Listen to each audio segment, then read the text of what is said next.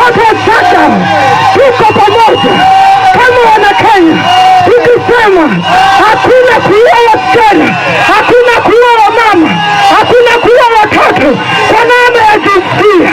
Tunasema ikawe shetani shetani tutakwenda kwenda.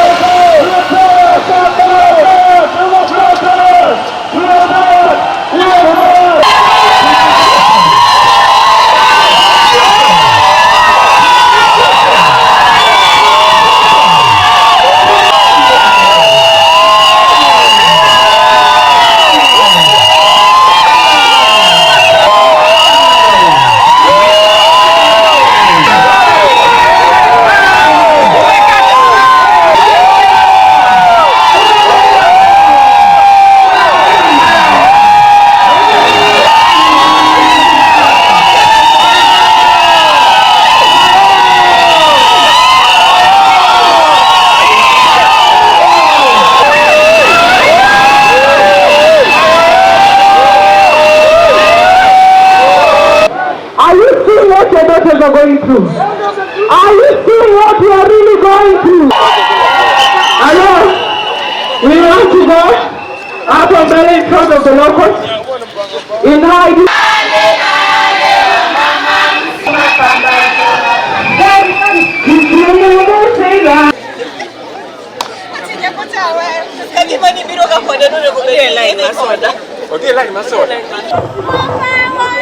Thank you very much. My name is Ruth Odinga, the women rep or the county MP for Kisumu County, and I am quite happy to see what is happening today. Today I can see you've come out in your numbers to actually talk about this femicide, the killing of women within the whole country. It seems that the law is now taking its roots. When you see the citizens coming out, when the government has been quiet, it means they have had enough. Yes. And enough is enough. Yes. I had a speech to read, but out of this petition, I can see you have your heads in the right place. Yes. Most of the times we read these speeches that go nowhere. But with the kind of petition that I've seen here, it means that all the demands that you want, the change you want from the CS of the gender to all the committees being mostly populated with the women community. I sit in parliament and I can tell you that the women have a raw deal. We do not get anything through because most of the times, most of the committees are 3/4 men with only a few women, even the ones that actually are there to support the women cause.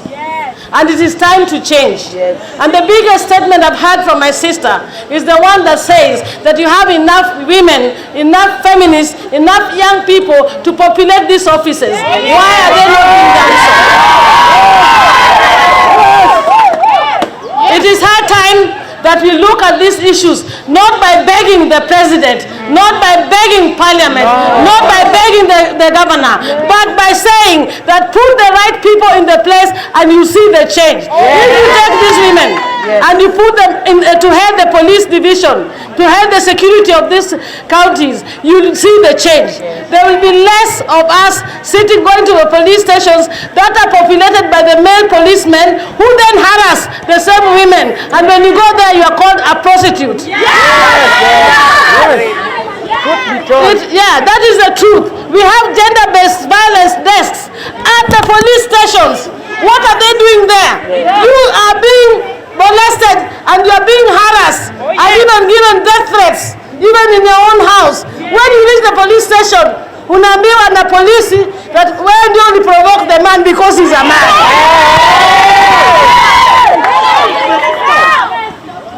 And when women are being killed in the A&B, they are being called prostitutes. Who are they prostituting with? Is it not the men who are the prostitutes?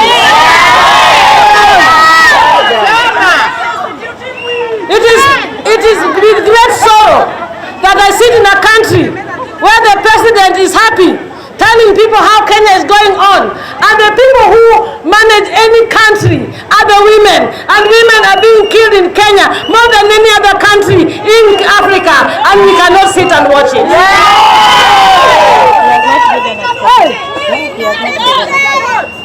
In fact, the worst part of it is that the president is moving globe-trotting in the whole country and has been silent on the death of the women of this country. Why is he not coming out? Why is Gachagua quiet? Why is the whole country quiet on this issue? Do we have to go on the streets for them to hear us? We are asking President, I'm not calling him President, I'm asking Mr. Ruto, please come out and tell us what we need to know. Please, let's have a system that is going to be workable. And this petition here, I will forthright text to the governor, but ensure that I go with it even up to Parliament and ensure this become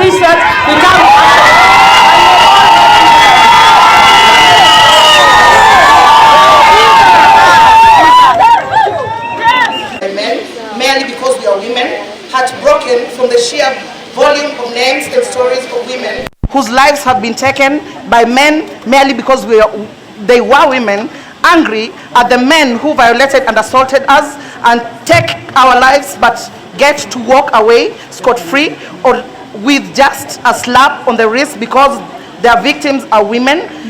Tired of victim blaming narratives that are pervasive on social media, traditional media, and utterances from government officials, and that flood our lives and timelines every time another one of us is killed.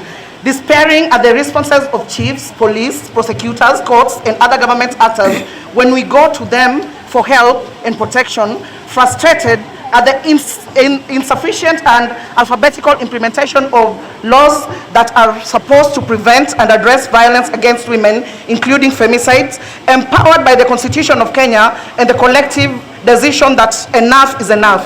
We shall not continue to be silent as we are being slaughtered. We demand as follows. Number one, that the president that a presidential declaration of violence against women and femicide as a national crisis requiring an emergency response, and reports on measures taken to address both issues on an annual basis as part of the constitutional mandate State of the National Address.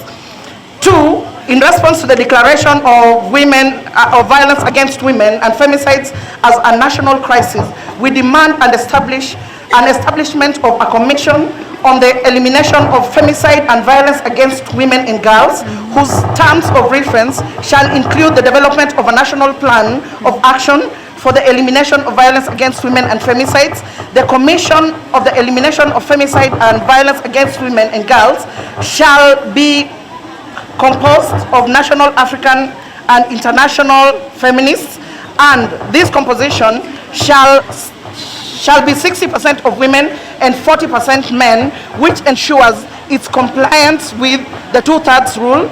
Its chair shall be a Kenyan feminist of international repute with expertise on violence against women, intimate partner violence, and or femicides. The chair, one of the two secretaries, and at least 50% of the commission's members shall be nominated by the organization of the Total Shutdown Kenya and End Femicide movements, given the ineffective and existing institutions and agencies on this crucial issue. We demand an independent secretariat, not one affiliated to NGEK, the State Department of Gender, or Gender Advisory of the Office of the President. None of the members of the commission shall have criminal conviction or any history of women against or violence against women. Fourth, the return of the State Department of Gender on Ministry of Public Service and restoration of the name of the Ministry of Public Service, Gender and Affirmative Action.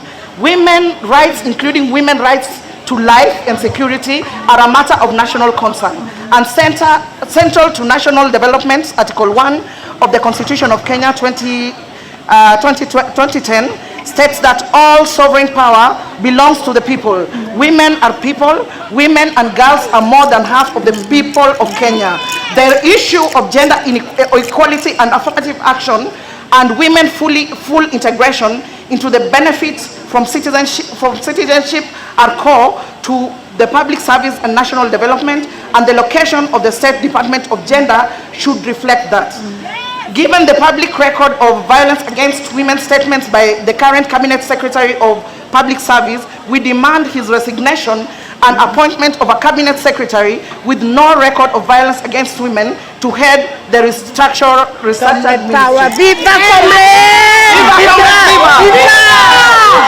We demand an increase in the allocation of funds and personnel to the State Department of Gender to support the monitoring of governments of Kenya violence against women commitments and the development of prevention of violence against women and intimate partner violence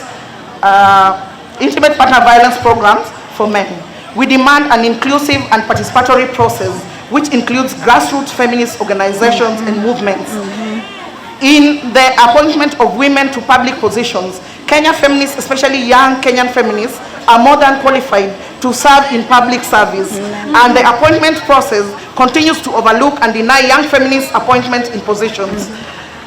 Despite constitutional requirement that government bodies and other public service institutions are compliant with the 2/3 gender rule, have meaningful representation of youth, and have at least 5% of members being persons living with disability.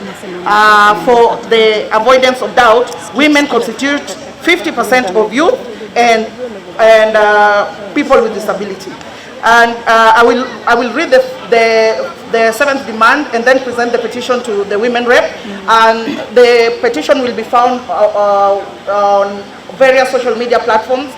When you Google total shutdown Kenya, that is where we will find the petition. So finally, we note that women and violence against women and femicide thrive in environments where men are permitted to dominate, and further note that we continue to have these environments despite constitutional provisions and numerous court orders.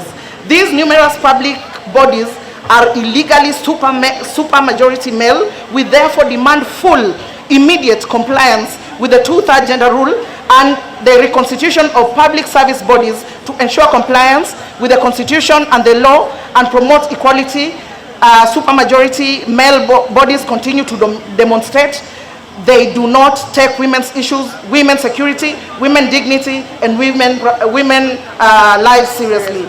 So at this point, allow me to present the petition to our women representative on behalf of the women of Kisumu and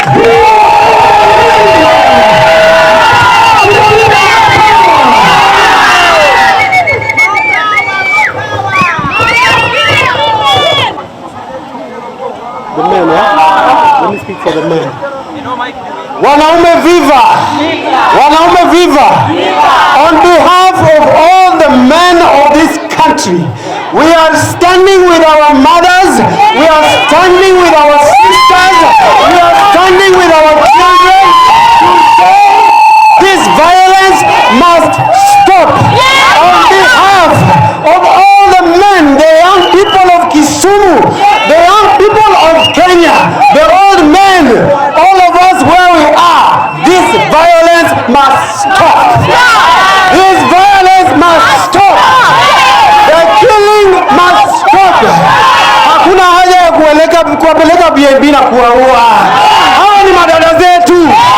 Ni madada zetu, tumezaliwa nao pamoja. Tulikuwa tunakula nao pamoja, tunacheza nao pamoja, tunaenda nao kanisani pamoja, tunaongea lugha moja, tunajuana, wote tunafahamiana nyumbani. Kwa hiyo wanaume wa Kenya tunasimama kusema lazima tumalize ukatili ambao unafanyikia wanawake wetu.